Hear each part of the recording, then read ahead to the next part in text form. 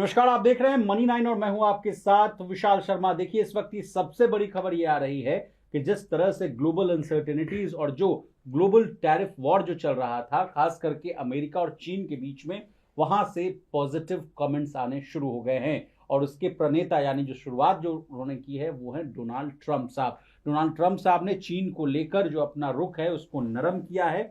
दोनों देशों के बीच जो है, अब कहा जा रहा है कि ट्रेड डील जो है वो होती हुई दिख सकती है। ट्रेड डील से पहले जो होती है वार्ता यानी बातचीत है, उसके भी संकेत दे रहे हैं डोनाल्ड ट्रंप साहब। अब क्या कहा है, we are going to be great कहा है कि आप भी ग्रेट रहेंगे। इन सब मामलों को आसान भाषा में समझेंगे हमारे सहयोगी और वरिष्ठ आर्थिक पत्रकार प्रवीण शर्मा सर से। Sir, over to you. बड़ी खबर है और कैसे देख रहे हैं सर आपको? और मनी सेंट्रल में हम लोगों ने मात्र 3 से 4 दिन पहले ही हम लोगों ने इस बात की सुगबुगाहट दे दी थी, संकेत दे दिया था कि लगता है कि जिस तरह से भारत और अमेरिका के बीच में बीटीए साइन हो सकता है बहुत जल्द, 90 दिनों के पहले ही, उसी तरह चीन और अमेरिका के बीच भी लगता है कि सब कुछ ठीक होने वाला है। और सब सिनारियों में अगर सब चीज़ सही हो जाएगा सर, तो इकॉनमी के लिए, शेयर बाजार के लिए सभी चीज़ अच्छे हो जाएंगे। लेकिन सबसे पहले ओपनिंग रिमार्क आप दीजिए सर, कैसे देख नहीं, रहे हैं? बिल्कुल। देखिए, हम लोगों ने मनी सेंट्रल में भी इस बात का जिक्र किया था कि चीन और अमेरिका में एक ट्रेड डील हो सकती है इस बात को लेके, और उसका लिंक भी आपको इसमें मिल जाएगा इस वीडियो के डिस्क्रिप्शन बॉक्स में।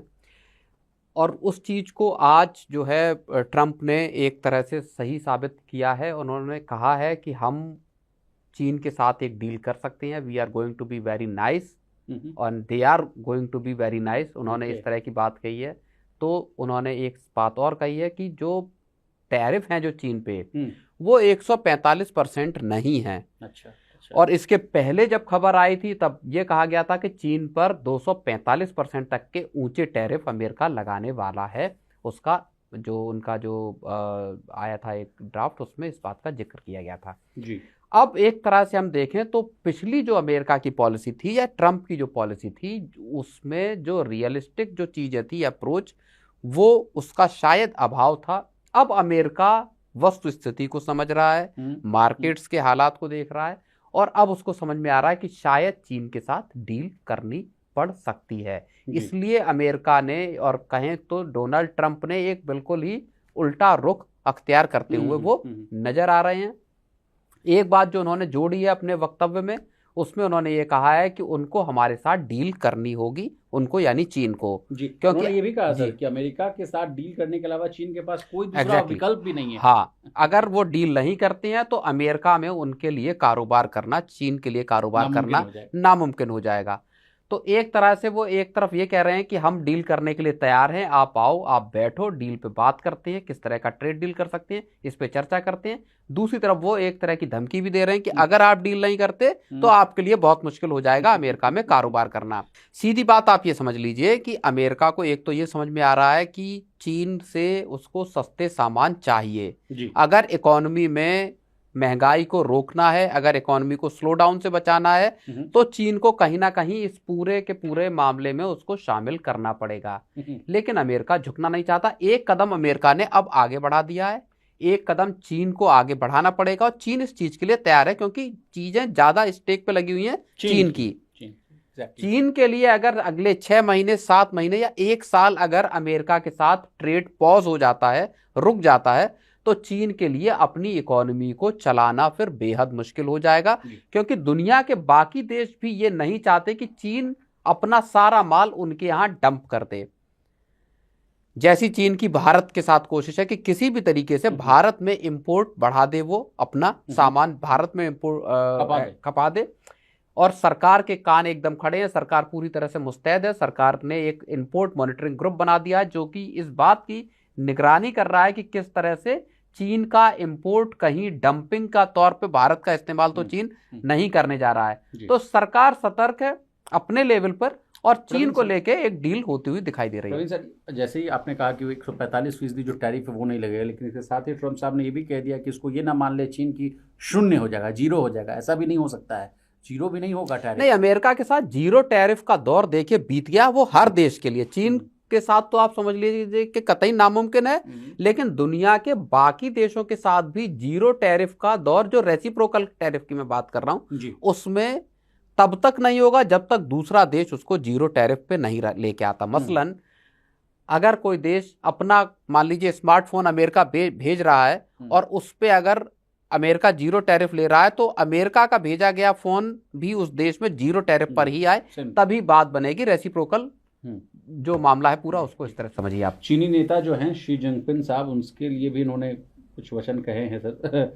ट्रम्प साहब, उन्होंने कहा कि राष्ट्रपति शी के साथ मेरे संबंध बहुत अच्छे हैं, ऐसा कहते हुए दिखे, लिए लंबे समय से बहुत अच्छे रहे, हमारे बीच जो है बहुत अच्छे संबंध रहे और मुझे लगता है कि हम चीन के साथ एक समझौता जो है वो कर लेंगे, हो सकता है। इस तरह की पॉजिटिव कमेंट्री उन्होंने कही है। अब इस बीच सर इस तमाम एंगल में भारत को भी जोड़ना बहुत ज़रूरी है सर। अब भारत कहाँ खड़ा होता हुआ आपको दिख रहा है सर? हालांकि हम लोग, निर्मला सीतारमण जो है देश की वित्त मंत्री, अब वो वहीं के दौरे पर हैं और उसके बावजूद यहाँ पे जो जेडी वेंस साहब जो है राष्ट्रपति अमेरिका के, वो भी आए हुए हैं। उन्होंने भी संकेत दिया है कि सब कुछ all is well, all is good.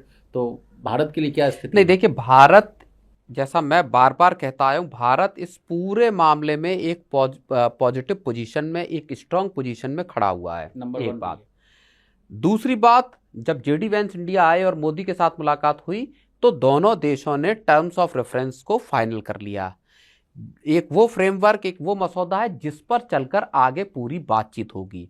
और तीसरी बड़ी बात, ये जो टर्म्स ऑफ रेफरेंसेस फाइनल हुए हैं, ये दुनिया में भारत ऐसा पहला देश बन गया जो अमेरिका के साथ डील को लेके, ट्रेड डील को लेके इतना आगे है, जहां पे कि एक तरह से जो फ्रेमवर्क है वो फाइनल हो गया। अब फर्स्ट फेज की डील, जिसको लेके वित्त मंत्री निर्मला सीतारमण ने अमेरिका में कहा कि अक्टूबर नवंबर तक हम इस डील को कर सकते हैं। हो सकता है पहले फेज की डील भारत शायद और जल्दी कर ले, क्योंकि जिस तरह की बातचीत चल रही है उसमें दोनों नेताओं ने इस बात को लेके भी जोर दिया कि जो बातचीत चल रही है ट्रेड को लेके, वो एक सही दिशा में और तेज रफ्तार से आगे बढ़ रही है। इसमें एक और बात मैं कहूंगा, जो यूएसटीआर के एक जो अफसर हैं, उन्होंने भी एक बयान दिया। उन्होंने ये कहा है कि भारत ने उस तरह की रेसिप्रोसिटी नहीं दिखाई ट्रेड को लेके अब तक के मामलों में, संयम रखा, कुछ नहीं बोला। नहीं, संयम वाली बात नहीं। जिस तरह के टैरिफ अमेरिका भारत से ले रहा था, दरअसल भारत उस तरह के टैरिफ पर अमेरिका के साथ नहीं था।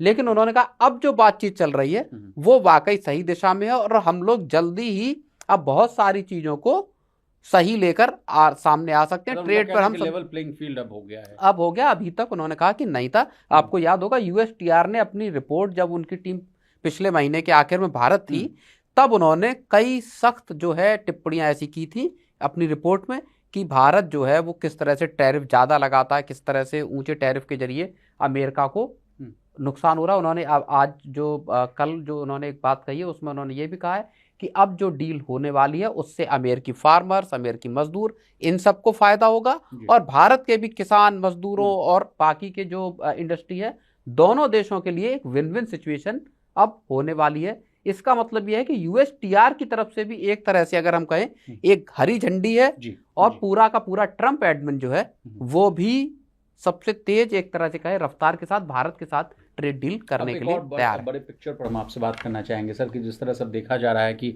भारत के साथ भी जो है टर्म्स ऑफ रेफरेंसेस की बात आप कर रहे हैं, बीटीए की बात कर रहे हैं, उस पर भी हम लोग ग्रीन सिग्नल दिखता हुआ दिख रहा है। चीन के साथ भी कहा जा रहा है कि अब वार्तालाप जो है वो शुरू हो सकती है पॉजिटिव नोट पर। अब इन सब जो पिक्चर में सर जो ग्लोबल अनसर्टेनिटीज थी वो थमता हुआ दिखेगा। सोना भी कल देखिए 3000 जो है अपने पीक से गिरता हुआ, 1 लाख का जो पीक था उसके गिरते हुए 97-96 के आसपास आया। तो ये बड़ा पिक्चर पर आप हमें समझाइए कि नहीं। बिल्कुल, देखिए, चीन के साथ अगर बातचीत भी शुरू होती है, इसका मतलब ये सीधा सीधा है कि दोनों देश बैठकर मसला सुलझाना चाहते हैं। एक देश अड़ जाए कि नहीं करना डील, दूसरा देश आगे बढ़े तब भी नहीं होगी, या दोनों देशों को साथ आना पड़ेगा। समझना ये पड़ेगा कि दुनिया किसी एक कंट्री के बिना चलेगी नहीं।